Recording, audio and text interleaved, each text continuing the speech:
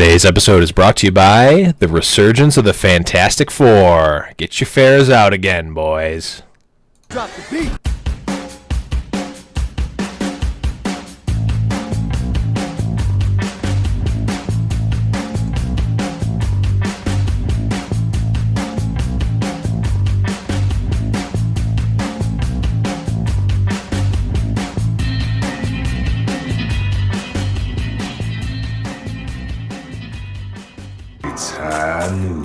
Hello, everyone, and welcome to High Noon Podcast, the competitive Overwatch podcast. I am your host, The Blevins. With me, as always, is my good friend, Deathblow. What's up, buddy?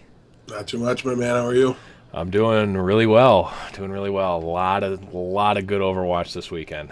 Yeah, I got a busy "What did you do this week?" section. And it'll be different for the first time ever in the history of the show. Ooh, exciting, exciting. But we will not jump the gun quite yet. We'll go over what we normally do.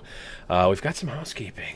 We've got a little bit of housekeeping. Actually, we've got a lot of housekeeping. The first and most notable housekeeping piece is that our good friend, Mr. Hexagrams, is not with us this week, wherever he may be, which is actually casting a tournament right now as we speak. You know, it's always a good problem to have too many things to do in the Overwatch community, so good on him. Kind of stinks that the tournament got announced to him a little bit late, but we'll work it out. For us, but it only stinks for us. It really only stinks for us, is exactly and for you right. guys, the viewers. Yes, the viewers here, the listeners. But it'll be good because we'll cover the tournament next week. So probably cover it next week. I think it actually might. Well, whatever. Yeah, we're not 100% sure when we'll be able to get him on. All we know is he's interested because he reached out to us about coming back on. Yeah, we're big shots now. You can expect to have him around. We told him no this week. Yeah, we were like, get out of here, Hex. We got too much going on. We're gonna big shot him and get Kevin Naki on. Actually, I shouldn't joke about that because I would really love to have him on. But we'll talk a little bit. There wouldn't be any statements at all about Hexagrams other than we like Kevin. Yes, and I also like Hexagrams too. But we've said that enough. We don't need to butter him up any more than we already have. So that's the first piece. Second piece. Last week we announced our text line, which is an actual phone line that you guys can text us at. And I'm gonna say after 1 week, I'm gonna just say success. Yeah, I'm pretty blown away myself. I am too. I kind of figured it was just gonna be like one or two people. And then it was just going to be me stealing other people's phones at work, texting us in to convince you that we should keep it. Right. That was the plan. But you guys went above and beyond the Call of Duty. I'm looking at it right now. Looks like about 10 or so, maybe even a few more people have texted in, some multiple times. So really great. Again, guys, if you want to send us anything, really, questions, comments, gripes, groans, or complaints, text us at 716-517-4201. I'm looking at this picture of this delicious cake somebody made. It's true. The trolling knows no bounds. I just added another avenue to get trolled with Overwatch. Yes, more than one Overwatch baked good has been sent in via text line. So I appreciate that you guys like our joke on the Blevins here, and you're keeping it alive. It'll never die in my heart. It won't. Sadly, but truly, it will never die, because heroes never die, and the Overwatch cake is a hero. But seriously, guys, please keep texting us. I love interacting directly with you guys like that. I know it's kind of weird to think that Twitter almost feels like a step back in terms of like direct interaction, but this is like right into the veins of viewer interaction. So if you guys like it, keep doing it. I've been pretty good at responding almost immediately because I get them immediately. If I think the most I've waited is like a couple of hours because some people sent from different time zones and I was asleep and I didn't get them till the morning. So definitely keep sending those in. Really appreciate them. The other thing that we set up last week, and I'm going to say overwhelming success, is our Patreon over at patreon.com/highnoonpodcast. Deathblow, we made it. We in the books now, boys. Yeah, we are professional podcasters. Officially, we are at the $1 mark for our podcast. Thank you so much. I will note, and Deathblow, it might just be me not knowing the ins and outs of Patreon. I don't think that we see the the information if it's at a $1 donation? There is a way to see it, and this was a very anonymous donation, so I cannot possibly thank you by name, as I believe it's like fake email one or something. Oh, okay. Here's the Gotcha. information. So they hit it, but nonetheless, we appreciate. Super appreciated. Yeah, we really, really do appreciate it. When you think about it, that's $1 a month, 12 months a year, so that's $6 a piece. Blevins, that's officially a salary. Yes, we are salaried podcasters. We now work for you. Yes, I'm putting the income from this show on my taxes now. We legally have to.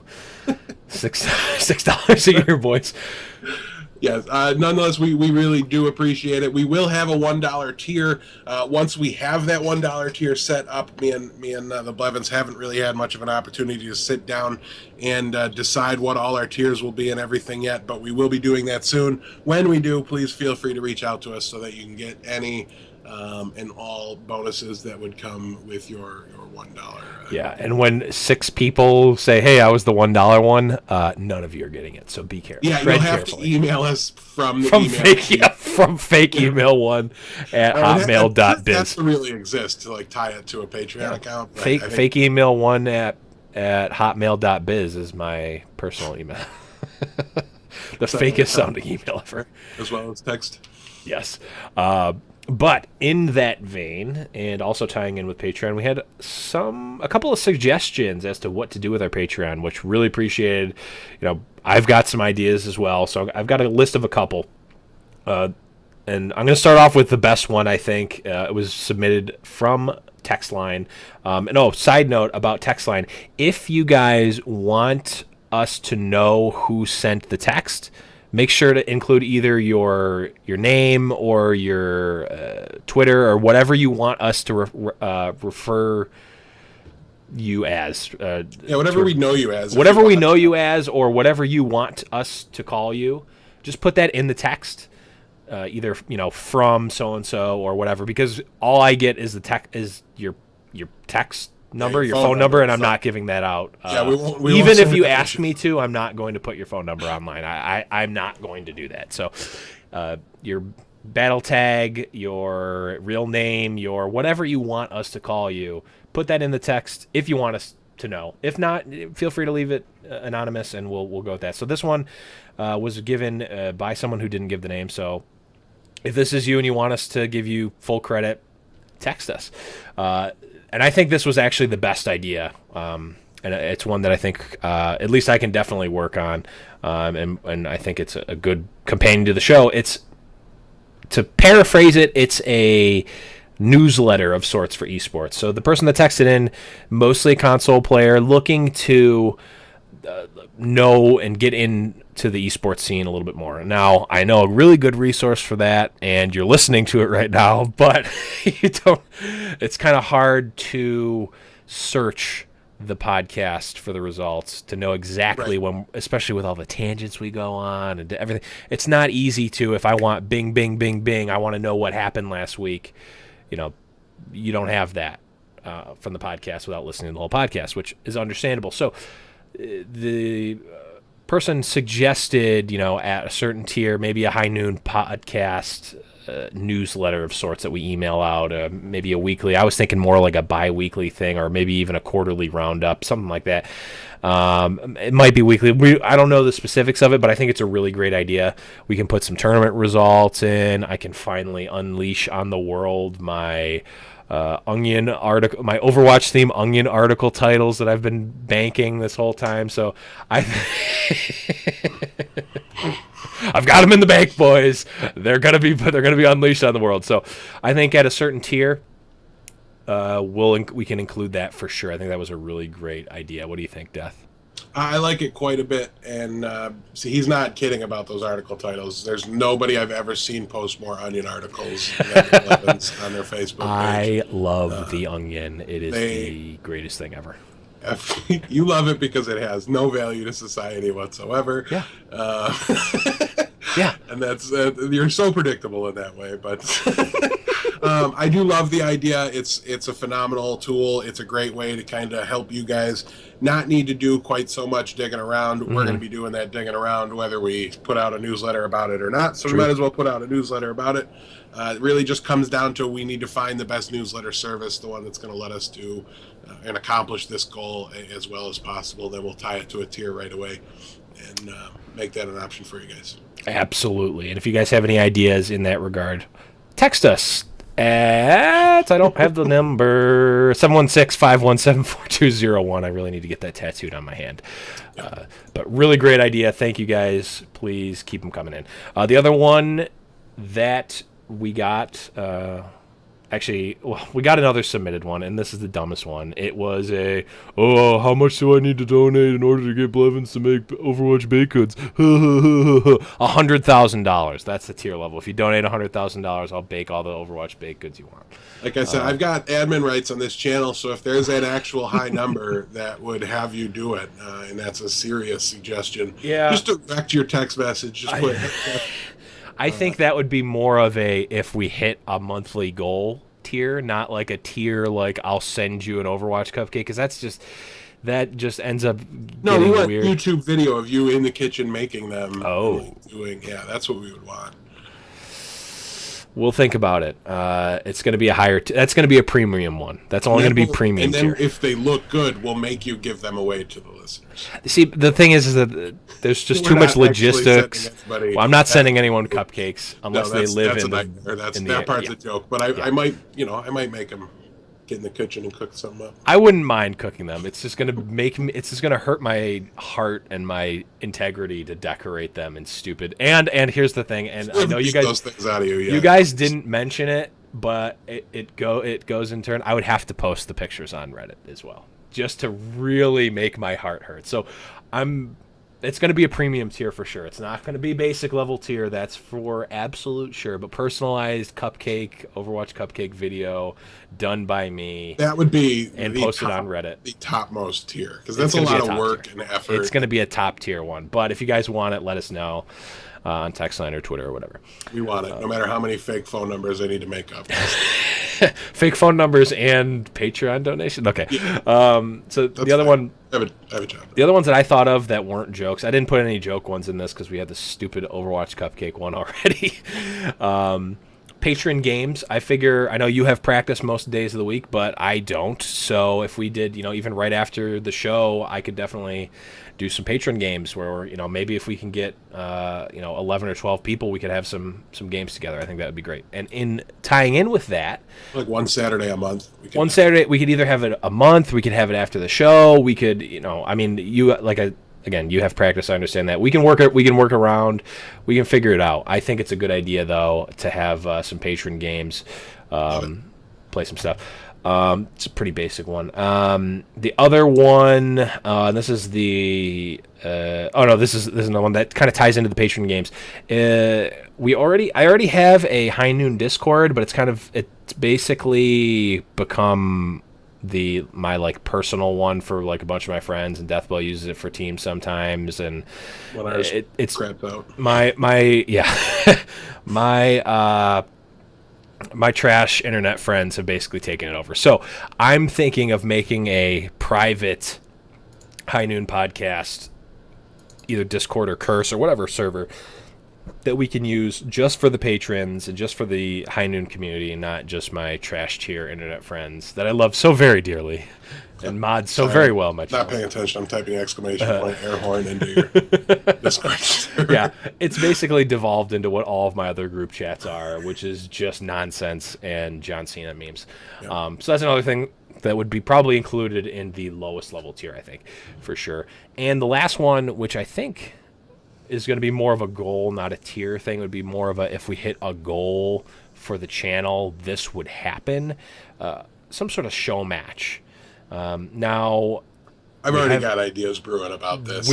Well, there's a couple of ways we could do it. We could either get two teams to play off against each other, which would be amazing and cool. But we already have one team in-house. I mean, so but here's what Versus. I was thinking. Either if we got 12 patrons that all want to do it, we could do 6v6. We can mix up teams. We could do that. Cast them. Oh, that would be cool too. That would be really cool. Otherwise, let's say we only got 10 guys that are in. We could go Team Deathblow versus Team Blevins. That's cool too. I can get my guys together, and we can crush your guys. And then if we have to switch up, so that way they don't feel bad about being on, on my team, amateurs team. We can switch them around. Okay, I think that's there's a lot cool of cool idea. things we can do with this. Here's the other thing I was thinking of, though. All we need is more patrons to make it happen. That's not what I was actually thinking of when I put patron show match. I was thinking we take us two and the patrons and fight a pro team. Oh God, we go against Cloud9. Yeah, I mean, so that's no fun. I mean, we'd probably win that one, right? That would be cool, though. I think How we could cool probably would that beat be? Cloud9 after this weekend, but Fox shired, folks. But like the Blevins did to me, I'm just spoiling everything right up front for you guys. Yeah, why don't you pull up your delicious treat that you have next to you right now that you didn't pick one up for me? You monster picked up a garbage plate and didn't. Yeah. I know. Delicious garbage plate. It's so good. Yeah, we get it. But there's a lot of ideas we've got. Let us know your ideas either on Twitter or on text line, again, 716-517-4201. Let us know because that's what we've got right now, and that's basically our Patreon pipeline right now. And if nothing else changes, I think those are the goals that we're going to try to achieve. And I think those are pretty good goals, at least for now. So last thing, I know we've got a pretty long housekeeping for this one. Last thing I wanted to mention at the top of the show, just because it's so important at this point, is iTunes ratings and reviews, guys. We're falling a little bit behind on the best Overwatch podcast of all time race that we were once we're very much in. The game's changed, but I think we've changed too. We've got a lot of you guys listening in every week, and we thank you so much for that. We've got a lot of support now, and all the support everywhere helps a lot. But the most important thing in keeping the show at the top where it belongs is the iTunes ratings and reviews. So if you guys get a chance, I know, Deathblow agrees as well. iTunes is probably the worst piece of software that is widely used by a lot of people. But it's what we have to use. It's what we have to go by. So if you guys get a chance, leave us a review, or a rating, rather. At least leave a rating and download the podcast on iTunes. Even if you don't necessarily listen to it on iTunes, it really helps us in the long run and is going to help us grow the show. With that said, I don't know that we have a spot where we can do this, but we do have 3 reviews new from last week that I would love to read. Do you want me to just do that? Let's do them now. Let's do them right now. So DIJ4 says, very informative with a 5-star review. I like this podcast because it's such a great way to get all the information I need about the state of the comp scene, and I'm really looking forward to when comp matches go live to see what that brings to the podcast. My one complaint is that the Blevins volume will sometimes skyrocket, make my ears bleed a little bit. That's just me yelling into the mic. Yeah, a little bit. Yeah, we've been known to have some production value problems. I, for one, have a terrible microphone. So we're working on ways, and we're going to be looking to improve on the quality of our hardware. Once we do that, I think I have a really nice way to help kind of ease some of those issues, especially spiking volume. So once I can get myself a better microphone, I think I can run some software that's going to really help quite a bit with that sort of thing. But at the moment, my microphone's just not good enough. It actually makes it worse to run the software that should make it better. I don't know if that makes sense. But we're aware of those problems, and we do apologize for them. Thanks for sticking with us, and we will do our best to get those fixed for you ASAP. The next review is by Reno Fox, most fun competitive podcast out. These guys understand how to run a podcast. It's fun, it's comprehensive, it's to the point. While many podcasts are bloated with side talk or seriousness, High Noon is the most fun you'll have, learning about Overwatch and its competitive scene. Great times and great advice to spare. I think the only episode he's listened to was last week when we actually didn't go on too many sidetracks. But nonetheless, Reno Fox, really appreciate it. We're trying very hard to emulate that comment So Yeah. we we are very appreciative of seeing it there, and we like to give ourselves a hard time on things we think we don't do well or need to improve on. Yep. After, let's see, Brian Katarski said, my main source of Overwatch esports news. After every match, Diva keeps up with her competitive scene with the High Noon podcast, gaining insight into every event and all the information on all the teams. It's easy to get the picture with the fun conversation between Deathblow and the Blevins. Thanks, guys. You are welcome, Brian. It's a huge pleasure. I literally have, like, the hairs are standing up. Yeah, I'm like awestruck right now because I didn't read these are, reviews before. I'm like, yeah, I looked. I'm as like you choking started up right talking about now them to see if there were any, and that's when I found out. I'm choking up. Right now. It's gonna cry, so guys. weird. We've done a couple podcasts in the past, and it's way more fun when you guys actually listen and Yeah. care. And this is the first time I think that's really been true. We've had fans and we've had listeners in the past, not near this many, and it's at least from my perspective, and I think I speak for the Blevins when I say it's kind of awe-inspiring. It makes us really want to keep doing more and more for you guys. So thank you so much for the kind words. Super appreciated, and guys, keep them coming in. Even if they're bad, we had a couple early on that were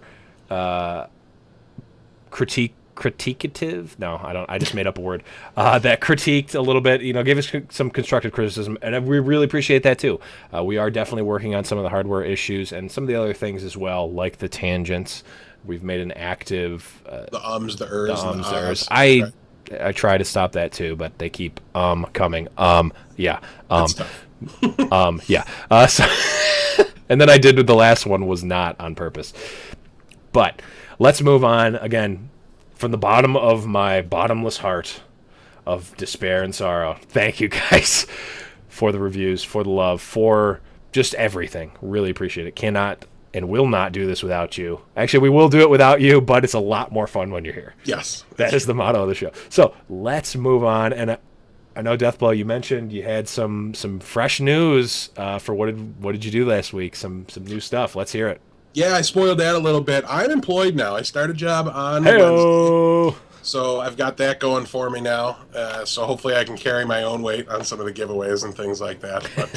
But instead of just like selling out my minimal graphic design skills to the Blevins to contribute my portion of giveaways, shucks. I can contribute myself. Also, I went camping with some old college friends of mine. It was a really good time. One of them made a campsite in behind his house. He lives out in the country, and it's just beautiful out there. The weather was perfect, so we had a really good time with that. Otherwise, I watched a whole bunch of Overwatch, interviewed for another job, and I've honestly done less playing of Overwatch this week than probably any other week of the podcast or our downtime, which is a little bit sad, but the team's replacing a member right now because somebody decided they didn't want to spend literally their entire life playing Mercy, and it's very difficult to blame them for that. But nonetheless, we've got. So you guys say you have an opening. We do have an opening, and the only requirement is that they log in and play some games every once in a while. So you're out. Oh man! But yeah, we definitely do have an opening. And, I'm a pretty sick Zarya nowadays.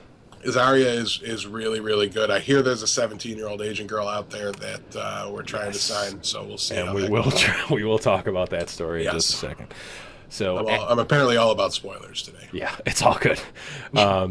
So likewise, I have a little bit of a different story. I did play Overwatch this weekend, which is the first time in a while. I played probably not nearly as much as you do on a consistent basis, but I did play for probably 6 or 8 hours on Saturday and Sunday, I think. I'm almost level 50, I think, now, which is pretty great. So did that. I'm playing with some of my other friends who didn't play at all in beta, just got in on release, and have been playing like kind of on their own, and then I just started playing with them, and I'm pleasantly surprised with how much better I am than a lot of them. It makes me feel right on these new players levels. I'm like, obviously, like, I know the strategy better because I follow the esports scene a lot more than they do because they don't at all.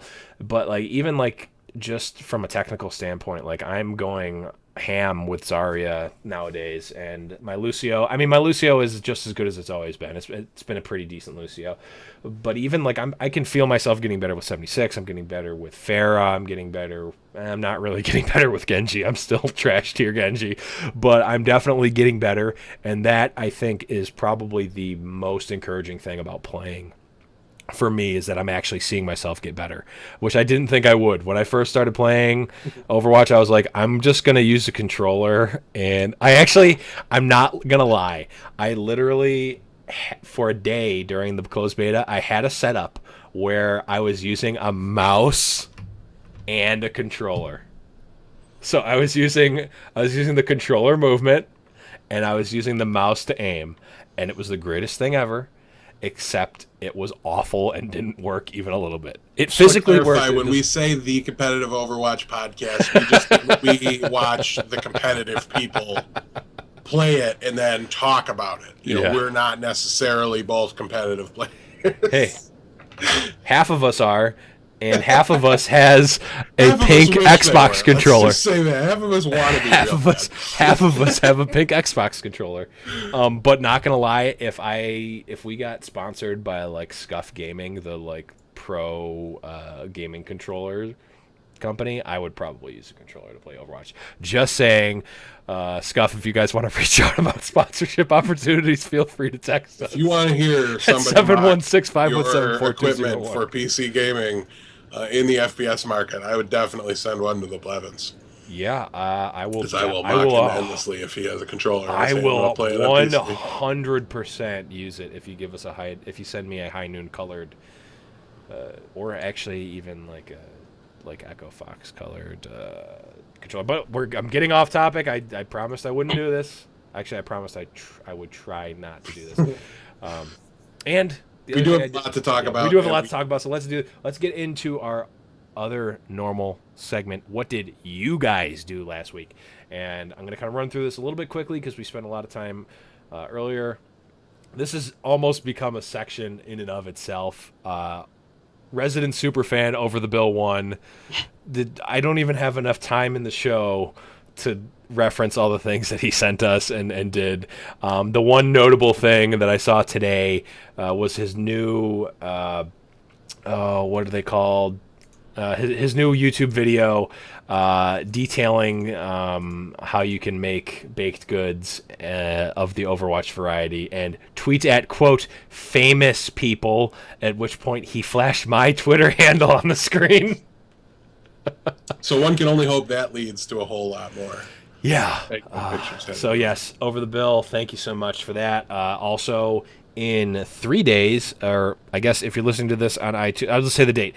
On the 30th of June, Over the Bill is hosting a 3v3, not tournament. He said it wasn't really a tournament. It was more like a scrimmage or a intramural, just a fun play event, 3v3 Overwatch, which I think is really going to be cool. I believe it's casual bracket. A casual bracket is a great way to do it. I think it's a really cool idea. I think 3v3 is a pretty cool idea.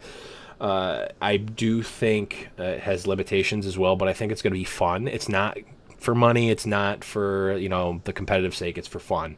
And I think that is really it's really going to show here. We did retweet the tournament details on High Noon Podcast Twitter, so check that out on our Twitter page, or check out Over the Bill 1 on Twitter. It's at Over the Bill 1 on Twitter. No real fancy spellings there. You don't need a calculator like with Death Blows.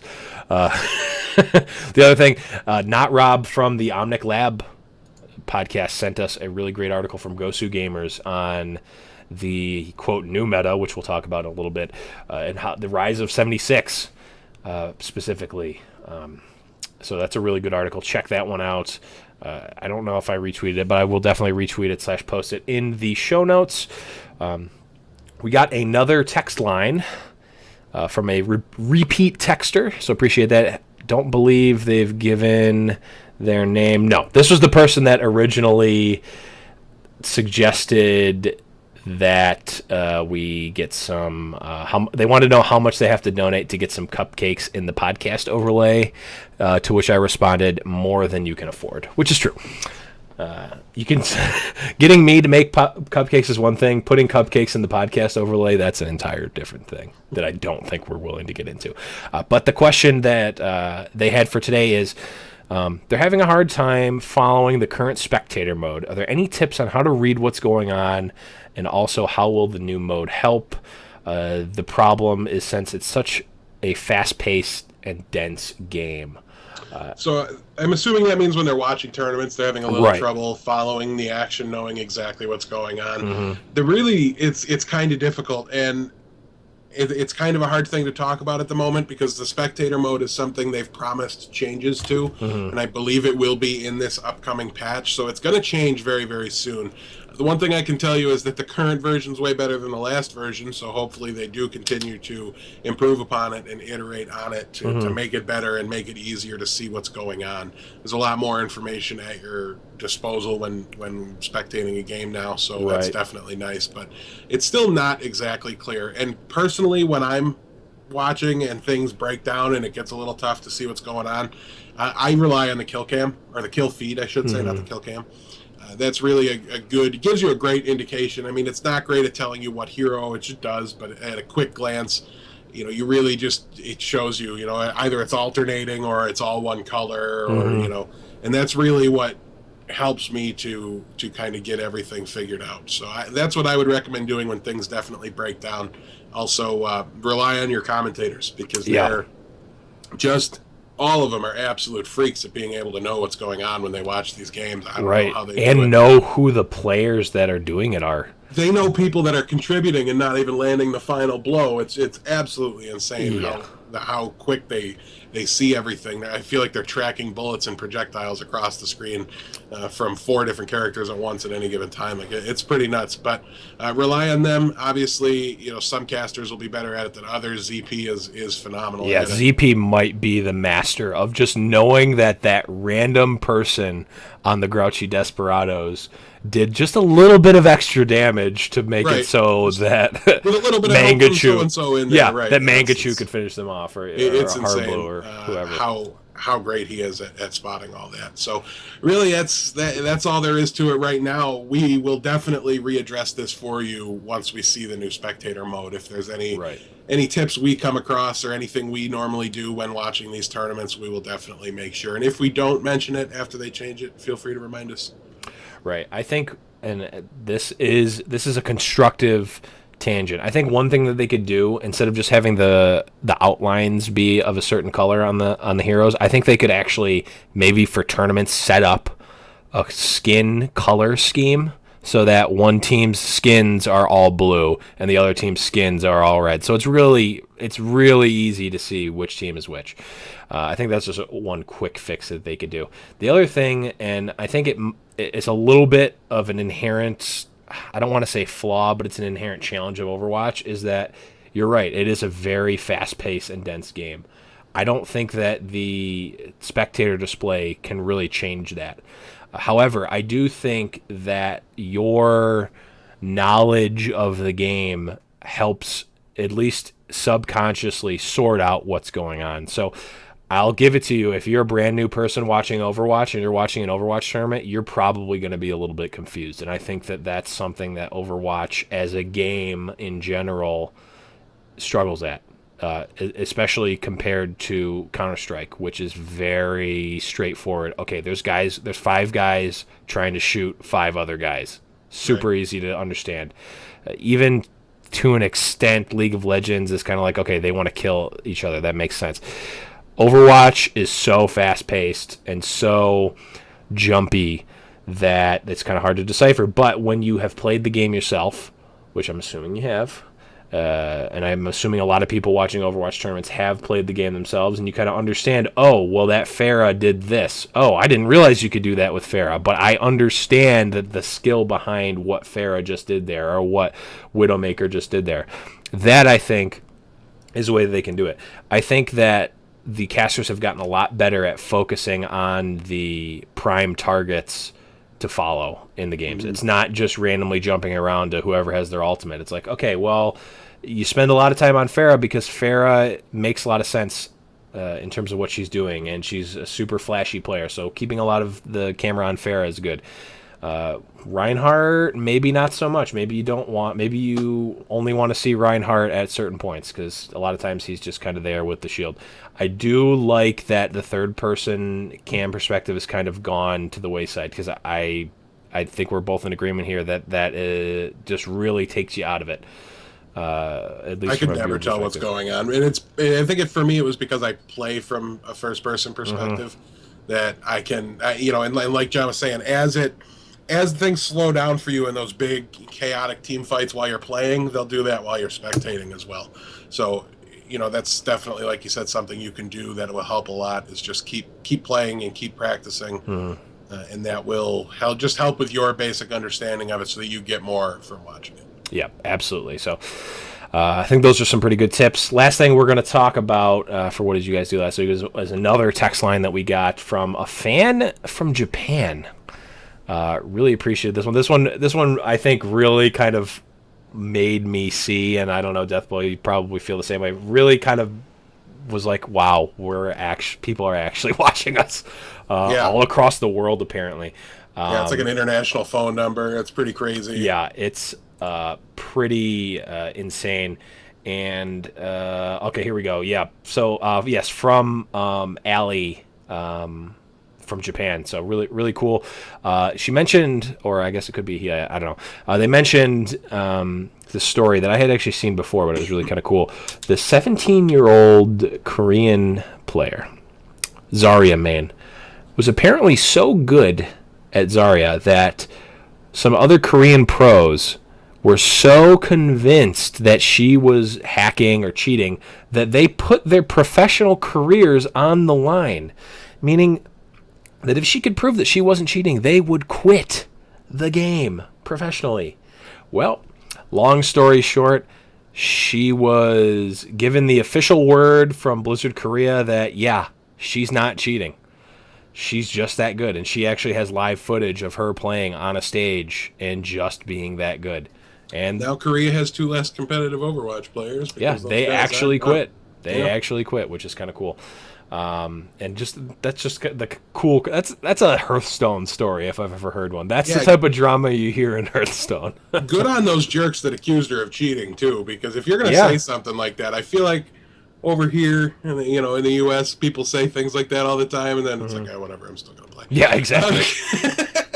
But they definitely stuck to their guns and issued an apology. The team they were on issued an apology and just basically said, listen, she's unbelievably good at this game, and we mean that by the literal definition of the word. We just couldn't believe it. We've seen it now. Our bad. I really don't think they were trying to do anything but out somebody they legitimately thought was cheating. Yeah. So it's kind of a shame they chose the words they chose when they tried to Well, it's just like all the people on Reddit that say that if such and such happens, I'll eat my hat, and then there's always we're waiting. We're waiting for that.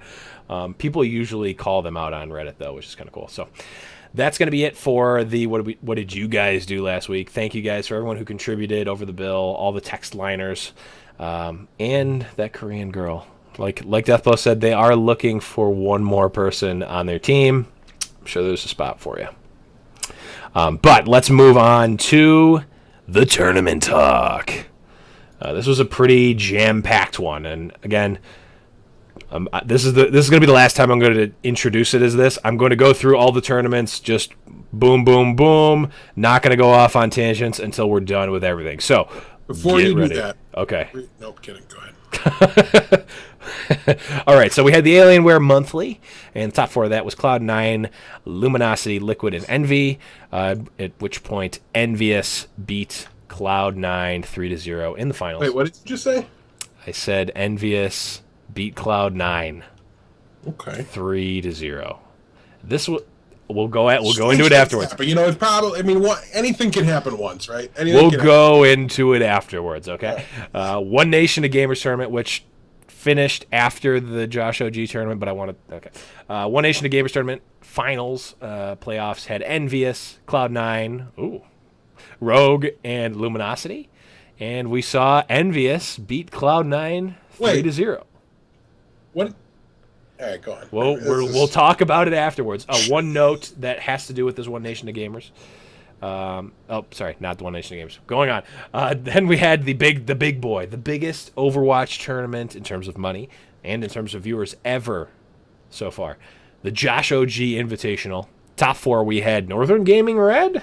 Nice to see them. Luminosity, Cloud9, and Envious. And Envious beat Luminosity 4-0 in the. Wait a second, it wasn't Cloud9. All right, tangents. Let's go.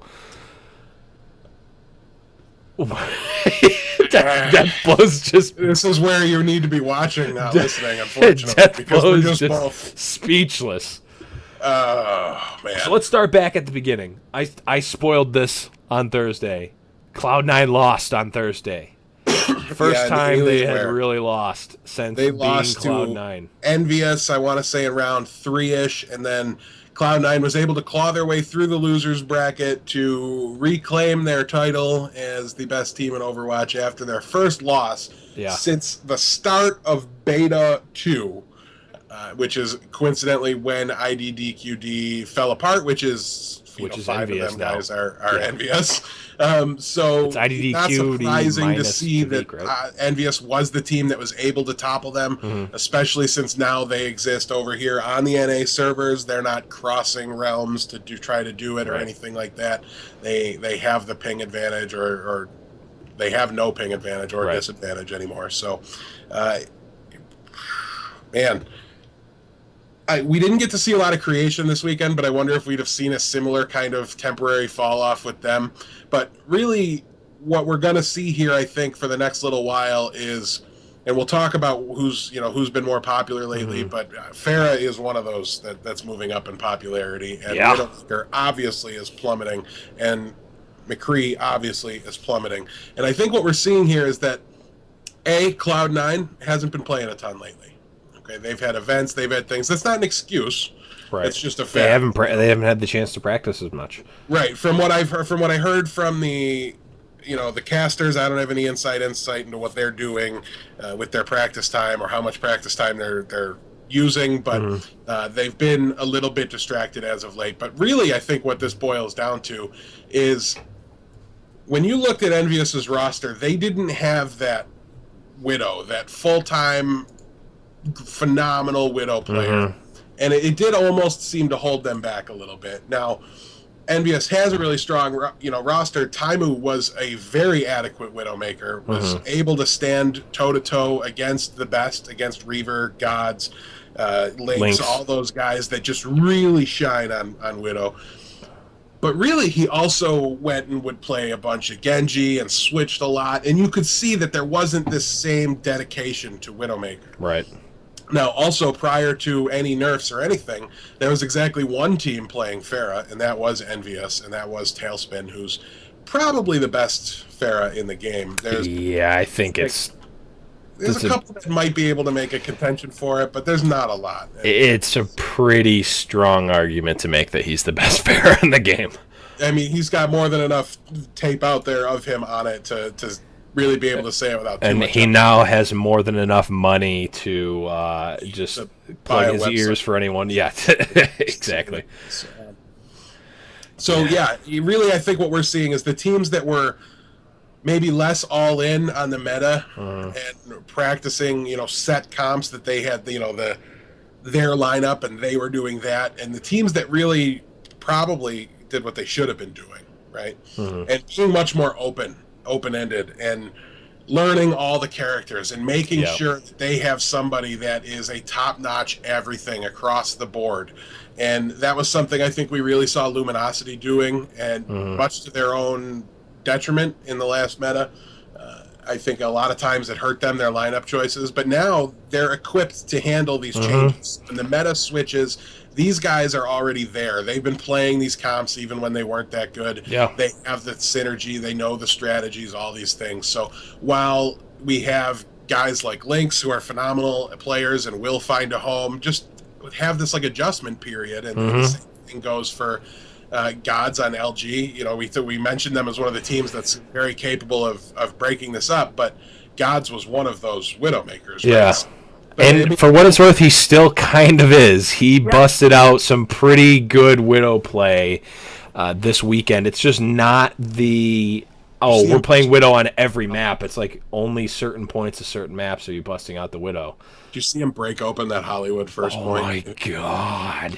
Grapple shot just kill the Mercy. I think it was immediately. No, it was kill. It was kill like a 76 or a Farah immediately. Then the Mercy flies over and just barely floats over the Reinhardt shield. Boom, That's dead. right. And I then think one more the random was after the that. one that went down, but it Yeah. was like the Farah, It and then was he picked the just Soldier 76 out of the top of the cafe. insane. It was insane. absolutely ridiculous. And Gods is one of the guys that's still able to do that because he was so committed to it. But a lot of the other teams are just trying to find their new home. And I think that the good mix of having guys that were specialists at the characters that are now so good, because when you nerf two phenomenal hit scans like McCree and Widowmaker, that's just opening this huge door for Farah, and she's really made a huge splash in the scene this weekend and will continue to do so, I'm sure. Yeah.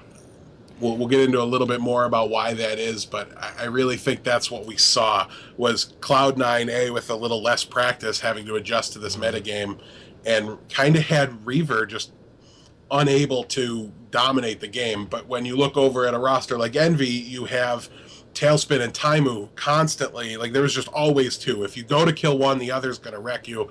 And when it came to Cloud9, if you were able to take out Surefour, who was obviously not as near as affected as Reaver wasn't as quick to punish or to kind of pick up that slack. So it became the book on beating Cloud9 now is just to delete Surefour ASAP from the fight. Then you go get Adam, and then the rest will just fall into place. You'll have your advantage by then. Right, and to kind of go back to the versatility, we've seen Luminosity, like you said, playing with different comps all the time. We can pretty much, I think it's pretty safe to say, we can attribute the usage of Bastion anywhere to Luminosity.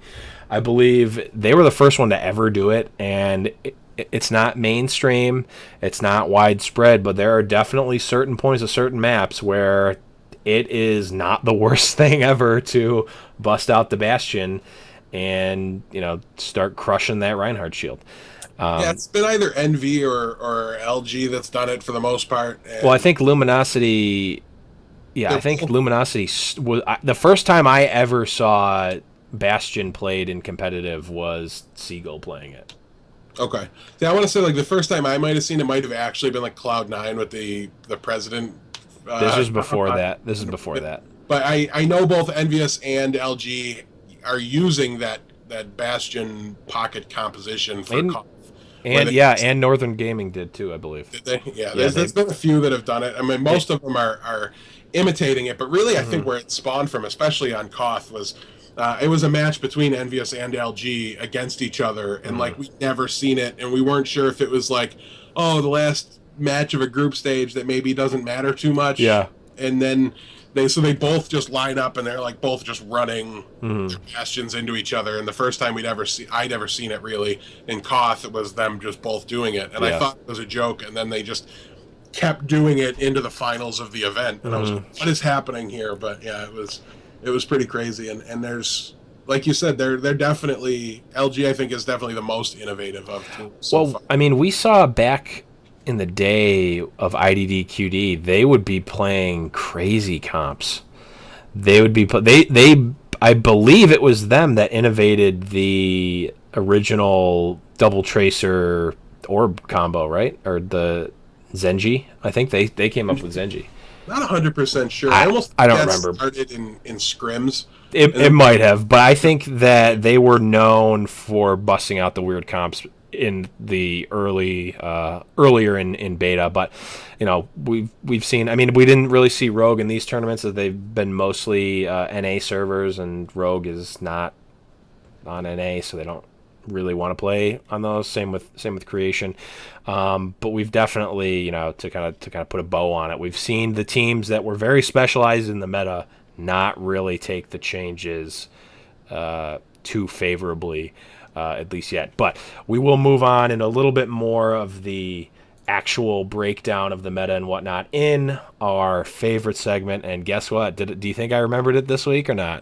Oh, I did. Let's do it. Boom. That's right, folks. We're going to break it down. First thing I want to start off, before we get into the heavy stuff, the Josh OG Invitational had over 40,000 viewers. 40K viewers. Yeah, 46K was Almost the high 50K. watermark I saw, and that was during the finals of it. And that was Yeah. just, I didn't watch it live. This was just like what Kevin Knock told me in the middle of the event while he was casting. That was the highest number they mentioned, and that was the largest Overwatch tournament as far as prize money and as you mentioned earlier, and viewers. So big shout out to Josh OG for clearly putting on a successful event. Yeah, really great event overall. We saw some new casters, not new people casters, new to Overwatch casters, like you mentioned, in Kevin Naki. My personal favorite caster, I believe, of all time. At least my top 3 casters of all time. I think Day 9, Kevin Naki, and Red Eye, probably my top 3 in no particular order. But super excited to see Kevin Naki doing Overwatch. And he said that he wants to re-up himself as in the caster world for Overwatch. So super excited to see that. I really think of Kevin Naki as like a very talented you. He's like me. He's like me if I like actually like put myself to something. Right. If you were like really committed and Yeah. just try-hearded at life a little bit. Yeah. Or just tried it all. If you don't know about Kevin, he is a voice actor as well as a commentator. Just a phenomenal voice for the craft. He's just got that radio voice. He's got it. I don't know what it is, but he's got it. Yeah, and I mean he does actually have a Sirius XM esports show every night at 7 on channel 83, I think. And no, we're not sponsored by them, so I'm just throwing out these shills for basically your own enjoyment. So if you have Sirius XM, check that out. But yeah, super excited to see that. We also saw Huck, a former StarCraft 2 pro, I believe. I didn't know him at all, but I thought he was definitely a standout. I had heard the name. Yeah, I had heard the name before, and then I looked into it. I'm like, oh, yeah, he was a StarCraft 2 player back when I used to watch. Used to live in Korea and whatnot. He was a good caster. We also had ZP and who was the other one? There's 4, weren't there? Josh didn't cast, did he? No. No, he just stepped in. Was it just the 3 that were? I think it was just the 3. If not, we're being very rude to one of the guys. It wasn't Hex. I can guarantee you that. It wasn't Hex. It wasn't Fish Sticks. It wasn't Slasher. No. I don't. No, I think it was just those 3, and then Josh OG was hosting, and he did a little bit of the caster booth a little bit, or the review desk. I mean, yeah, it was a really great run tournament. And one other thing that was kind of notable about that tournament, we saw the first inception of FaZe Clan, which for those of you who aren't familiar with FaZe Clan, I wasn't really familiar with them at all. I believe that they're an FPS clan of sorts across multiple games. They comprised a team of a number of FPS veterans from different games, from Shoot Mania, from Dirty Bomb, from TF2, from all these different games. And also, they took, I think their all-star, at least in terms of Overwatch, was my best friendo himself, Mr. Mendo Kusai. He is on that team. He found a team finally. So I'm interested to see that team. They didn't put up super great results for their first tournament, but again, it was their first tournament. Just about nobody puts up good results on their first tournament. No, and this is kind of what we have talked about at length, is that you can have a lot of really good players, technically speaking, but it's team composition in terms of communication and knowing where you need to be and all that stuff that ends up being way more important in the end. So I think they're definitely a team to watch for, because they have a lot of FPS talent and a lot of experience in the competitive FPS realm, but at least right now they just have not gotten the hours in, honestly. But definitely one I'm going to be looking out for. So, Josh OG tournament, really great ran. Really hope that it kind of sets the bar for what we're going to see in terms of high tier tournaments. Other piece of light news that we got was that Overwatch is the first game in, I believe, over 200 weeks to overtake League of Legends on the Korea PC Bang ratings, which is the amount of time that a game is played in the internet cafes in Korea. So for the first time in over 200 weeks, which is over 4 years, League of Legends has been dethroned in that sense, which it makes sense. But it makes sense for a number of reasons. The main one, and I see people, I've seen posts by League of Legends players that are like, "Oh, Overwatch is just the new hotness, blah blah blah. Just look at the Division and all these other games." It's like, yeah, but the Division isn't an esport. The Division doesn't have Blizzard backing it. It has some other, other and company. None of those games did this. Yeah, none of them did this at all. Right. When you start breaking into Korea, that's when you realize that it's real. Yeah, it's very real, and we don't know this, and nobody knows if it'll stay that way. League of Legends isn't going anywhere; it's just falling off a little bit, and it's been a predicted thing. I don't even give the credit to Overwatch; it was just the straw that broke the camel's back. Whatever the next game to pick up a little bit in popularity in esports could have done this as well. It was just, I think the timing was right for Overwatch to kind of give them the credit here. But League has just been going on for so long, and the only thing I hope is that as the player base does they've been for a while leaving the game, but as they continue to do so, I just hope that the toxic members of the community stick to Battleborn and Dirty Bomb and stay away from Overwatch. Yeah, exactly. Since that won't happen no matter what I do, I'll just take anybody I can get, I suppose. Yeah, I'm just really glad to see that happen. And it is worth noting that Korea has not been known for their first-person shooter popularity. They have not really made a huge stride in Counter-Strike yet. In terms of part of that is because Asia has an entirely different FPS market. Yeah. And we do. Like, there's a game, and I can't remember. Yeah, the culture, I think, is definitely a little bit. I think and I don't want to make a bunch of generalizations.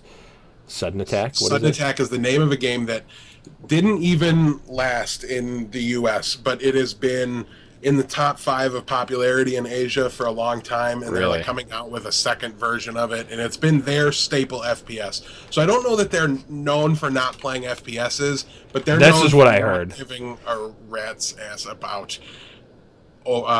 CS:GO and the games that have been Sudden popular. Attack just looks so much like Counter-Strike. It does. It looks a lot like Counter-Strike to me, too. I thought the second version probably looked a little bit better. It's an interesting game. Check it out, but it's very different. It's not an arcade shooter like an Overwatch is. It's more like your CS:GO. And so it's been very similar, and I think that's why we haven't seen a ton of Korean esports teams come over into the CS:GO market and things like that. And hopefully we see a bigger increase of them in Overwatch. Yeah, and just a little pin on that is Internet Hulk was talking, and so was Tailspin in the winners interviews. They were talking about how they've played against some of the Korean teams, and they're not quite there yet. That's at least what they said. They were beating them in scrims, but you can definitely see that the work ethic is there, and they have the esports infrastructure that the U.S. just doesn't have. And we're going to kind of go into that a little bit for Envious, not for too long, but they are in their gaming house. They have the quote esports team, a professional esports team infrastructure set up for them. I think that's one of the contributory factors to why Envious is doing so well. But Korea has that for a lot of their team. So I think we'll definitely see, maybe it'll be a little bit of a slow start, but I think that Korea definitely has the opportunity to really put up some contenders. That mirrors what I saw with OneSun last weekend in the Gosu Weekly, is they really look to have it, but between just maybe a little less coordination and also battling a huge latency discrepancy, I'm sure they were just a little bit outclassed, and but they got there. They made it to the semifinals, so clearly they're doing something right. Exactly, which is pretty great. So let's move on to the real meat of it. I almost don't want to say it, but I think it's true. I think the Fantastic Four is back. I think they took a little bit of a hiatus, but with Hero Limits, I think they're back. At least two of the Fantastic Four, Mercy and Farah. They, I believe, now more than any time except for early beta, they are the crux of the meta right now. Everything is revolving around high level Farah play and clutch Mercy reses. Yeah, essentially it's an constant for Mercy. Mercy is in everything, and I don't even know that it's a balance problem. I think it's a options problem. Nobody in the support line can heal a single player as fast as a Mercy can. Mm-hmm. Nobody can keep, when you lock onto a Reinhardt that has 5 HP, nobody can keep him alive like a Mercy can. True. So there's no real replacement for that. And she heals fast enough that you can also take care of the entire team. So we're seeing a lot of this kind of 3-2-1 strategy where teams are playing the extra DPS, where instead of a Lucio, they're playing a Torbjorn on defense to help cover their flanks, things like that. And they're just relying on the Mercy res. And this is mostly on those first points. This is in lieu of your Symmetra. So this is something we've really seen for a while. It's just not using a teleporter. Instead, we're going to use Mercy res. Deals a significantly higher amount of damage. So it's not a big surprise there, but Mercy is definitely the one that just has not seen any difference at all, and just 100% usage for the most part. Yep. Lucio, the only thing keeping Lucio from being on that same level is the fact that you have those first point Symmetra picks, things like that. Still an absolute staple. I think the stats I saw were, it was in the 81 to 99% of maps. There was Lucio in it, and that's the same bracket Mercy was in. Yep, and I think the only thing that's keeping Reinhardt really off of it is King of the Hill. He just doesn't see as much play on King of the Hill.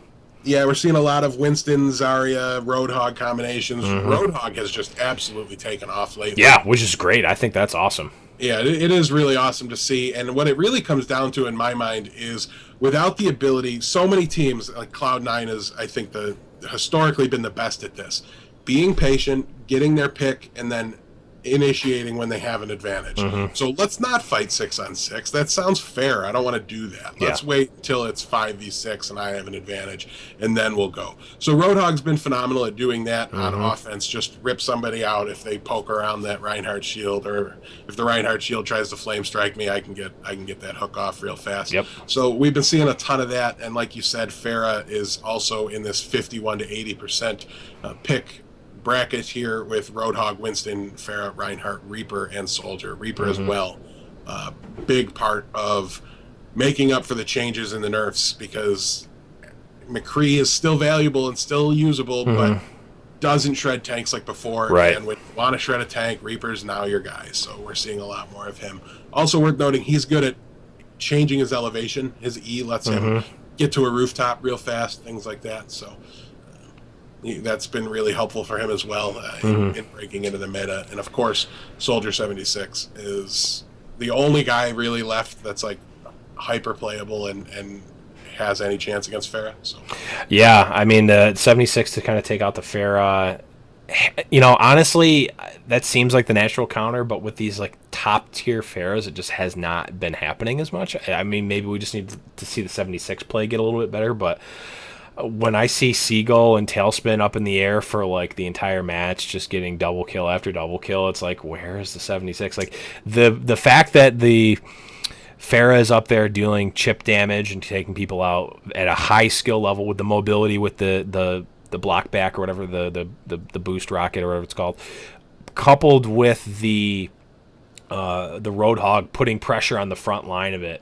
is really keeping the pressure off the Farah and really changing the dynamic of Overwatch, which I think it's interesting to see this kind of new meta compared to some of the older ones we've seen. Yeah, I'm not sure. I haven't made up my mind on this meta yet. I like that it's changing. I'm just worried that it's stabilizing really fast. So if it doesn't change again soon, it's going to get boring quick. I think I agree. We'll have to wait. We'll have to wait and see. So far, no complaints. I've definitely been enjoying it. But to speak to what you were just talking about, I think part of that problem where it seems like the Farahs are beating the Soldiers is more of a perception problem than in reality. Probably. Because Soldier was in 100% of defenses in the Alienware monthly melee, and Farah was in a much higher percentage on offense, right? Because you just get to added angle and the added dimension to your Right. attack. So a lot of the maps in general in comp play, the maps favor the attacker. Mm-hmm. So the soldier is fighting that uphill battle, Right. and kind of destined to eventually lose it no matter what you do. Yeah. So it looks bad, but I mean the soldier, to me, I think the one guy that stood out the most is, and I don't know if he's part of the new Team Liquid or if he's one of the old guys from there, but AZK on Soldier 76 has just been lights out of this world good. And if he could just get the rest of the team to gel with them and go, and they seem to do much better with their recent changes. So keep an eye on Team Liquid. They will continue to make whatever changes they need to to move up and do good things. So just like you said, it'll take some time for this meta to shake out, but the Soldier versus Pharah battle seems to be at the heart of what's been going on. Yeah, and I it's different now. I hope that you're not. I hope you're wrong about it stabilizing and getting boring. I hope that it keeps evolving, and there's kind of that rock paper scissors. That would be nice. I don't know what to think about it yet, but we are running a little bit out of time. The last thing I want to say about the meta is, you kind of mentioned a little bit, McCree, his play has really dropped down a lot. He's just not the same. He doesn't take out the tank, so we are seeing more Roadhog, who, if you can't kill him one-on-one, Roadhog is a lot better. McCree not being able to just auto-kill the Roadhog with the combo makes Roadhog a lot better of a choice. And he's also really good at countering doing what McCree did, which was interrupt ultimates. You can hook a Reaper out of a Death Blossom or hook a Pharah out of her ability. So you're almost better against Pharah than McCree ever was in a way. So it's definitely been interesting. I wish Phelan was here, because from day one he's just been like Roadhog. Yeah. So I think he's probably loving watching this, and I would love to get his take. We really got to get him on. Yeah, we'll Even figure just as something an out. appearance. Yeah, we'll figure something out at some point. And Mercy also seeing less play, but seeing more niche play, which I think is where I think she's in a good spot, honestly. Yeah. And before we do, because we do have to sign off really quick here, but one thing I want to mention from this weekend, and we've joked around about these guys a little bit, and we've always said as we've done it that it's not a fair joke, it doesn't mean anything. It's just, I have this fun little factoid about in beta, I was able to beat Grouchy Desperados, or at least the majority of their team, when my team faced them in ranked. I think it was like 4 of 6 Qs or something like that when we did it, and it was like 3-2 or 2-2 is the way the series went. But these guys, Mangachu has always, and if you go back and listen to the episode right after I beat him, I said, I think the most terrifying thing I've ever seen in this game is Mangachu flying at me on Pharah. It is terrifying. He is a Pharah expert. Might be, you can't put him in that tailspin category, but he's getting there. He's in that top level of Pharahs, and the rest of the team, Naptime, Bread Expert, all those guys are really, really, these guys have been together for a while, and like I've said, that matters so much, that team synergy, sticking with it. Just because your team lost for a week in scrims doesn't mean it's time to do anything. It just means it's time to get in scrims again next week. So, and these guys have done that. They've handled it through all of their rough times, their losses, their jokes on podcasts. And, they took third place in that Josh OG tournament. Right, and like thousands. For what it's worth, they are now called Northern Gaming Red. Yes, Northern Gaming Red is the team formerly Grouchy Desperados. They didn't just luck into it.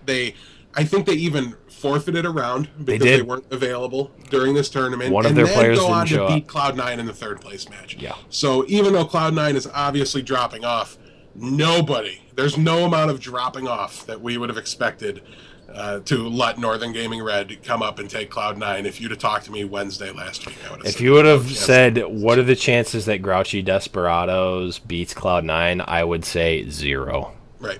And I would have had to eat my hat, I guess. Right. But I didn't make I that haven't bet. queued against them in a little while, so maybe they got better. But Maybe. last I knew they couldn't beat me, and And now Deathblow conspicuously blocked all of them and never. better never come across them again because there's no chance anymore. That they leveled up far too much. It really even felt fluky at the time beating them. It was just, just You guys were on stream before, but let's go. all right. But we're gonna cut it off there. We got through a lot today. This is one of the longer episodes. Deathblow has to go to practice to keep up his professional. If it was my title. team, I could maybe push it, but we have like tryouts today and things like that. Yeah, I need to test out my pin controller. So let's start the signing off. Deathblow, let's start with you. Where can we find you? You can find me on Twitter at D3ATHBL0W, and like I said, I'll start giving my Twitch again when I turn it on again one of these days. Yes, and you can always find me at Twitter as well, at @the_Blevins. You can sometimes find me at Twitch. I've also kind of dropped off the Twitch bandwagon a little bit, but that's twitch.tv/theblevins, which you can find us here, the podcast, on every Monday at 7-ish Eastern Standard Time.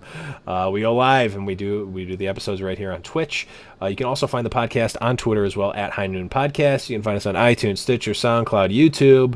All that stuff is High Noon Podcast. You can also find us on creationesports.com. You can also find us, the list of places you can find us is growing every week. You can also find us at Patreon. Become a supporter and let us know what you want at the supporter levels. And just so you guys know, all the levels, if you pledge early and your tier would get something later, you'll get everything retroactively. So don't worry about that. You don't need to wait for it to happen. If you don't want to, I'll personally make sure that all the rewards go through retroactively if we change up tiers and whatnot. So don't worry about that. But patreon.com/High Noon Podcast. And you can also text us anything really at 716-517-4201. I think that's... Oh, and also a huge thank you to Mr. Adam Hoek. We got to try to get him back on the show. He created and produced and made and recorded and sang and did all the stuff for our sweet McCree outro, which you're going to hear in just a few seconds. Also, thank you again to Creation Esports and Matt Chirino, our partners. Deathblow, do you have anything else that you wanna plug or want people to know before we go? The only thing is, I don't know that Hex thought I was being serious when I said I would build up hype by saying, we'd have him on next week. So tweet at him at Hexagrams on Twitter. Let him know how excited you were for him to be there to discuss this Josh OG tournament, just so that way, we can make sure that he knows he is loved over here by our fans, and maybe guilt trip him a little bit to get him there. Yes, throw him a guilt follow. Yeah. Say he'd be a message and be like, I'm sending this follow to you despite your lack of appearance on the podcast. And tag us in those too so that we can get in on those combos. But the only thing besides that you guys need to remember is the one thing that you always need to remember, and that is that it's High Noon. Got his boots and he put on his hat. He threw the coin away that same day. It's in his past and he's not looking back. He says, finding mine now, God's my way. He's not good, but he sure ain't bad. He'll make amends for the sins that he has. I'll change the world one bullet at a time till I find mine. All right, everybody, that's